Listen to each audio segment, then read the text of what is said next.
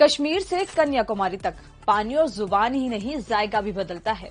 भारत में खिचड़ी के ही 2 दर्जन से ज्यादा नाम और स्वाद है। खाने के शौकीन टेस्टी और ऑथेंटिक स्वाद के लिए मीलों का सफर तय करने को तैयार रहते हैं। लेकिन क्या आपने कभी सोचा है कि इतनी वैरायटी की डिशेस हमारे देश में आई कैसे और कैसे वो किसी राज्य की थाली का खास व्यंजन बन गई। भारत में लगभग हर 100 किलोमीटर के बाद खाने का स्वाद और बनाने का तरीका बदल जाता है। हर राज्य में मौसम और ज्योग्राफी के हिसाब से व्यंजन अपना रूप बदलते हैं।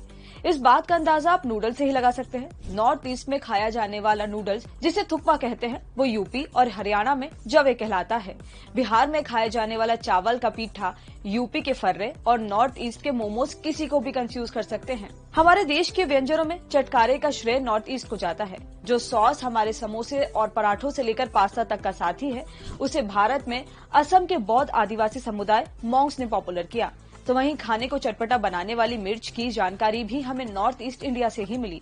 नॉर्थ ईस्ट में हजारों साल पहले भूत झोलकिया और नागा मॉरिस की खेती के सबूत मिले हैं। आज हमारे सामने जो भारतीय थाली नजर आती है, उसमें दुनिया भर की चीजें शामिल है। मिर्च और आलू पुर्तगाल से, तो गाढ़ी मसालेदार ग्रेवी मिडिल ईस्ट से आई।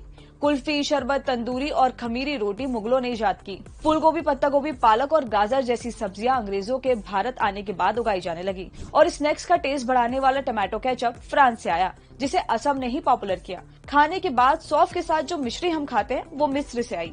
2800 साल पहले चंद्रगुप्त मौर्य के जमाने में खास मेहमानों के लिए दाल को घुघनी के रूप में बनाया गया, जो आज भी बिहार के कई हिस्सों में खाई जाती है। तो गुजरात में इसी दाल से वड़ा और खांडवी बनाई जाती है। बंगाल में कच्चे नारियल का तड़का लगाकर झोलार दाल बनती है। हैदराबाद में दाल को मटन में मिलाकर हलीम बनाया गया, तो कश्मीर ने इसी से मिलता जुलता हरीसा बना डाला। भारतीय खाने की एक और खासियत है, यहाँ झोंक कभी तड़का, कभी बघार और कभी धुंगार के नाम से जाना जाता है, जो मुख्य रूप से खाने के फीकेपन को दूर कर उसमें खास फ्लेवर जोड़ने के लिए और बेहतर डाइजेशन के लिए लगता है। ट्रेवलर और राइटर राहुल चौधरी नील का कहना है कि खाने की परंपरा लोकेशन के साथ बदलती है। आमतौर पर ब्राह्मण शाकाहारी माने जाते हैं, लेकिन बंगाल और मिथिला में ब्राह्मणों में मछली खाने की परंपरा है।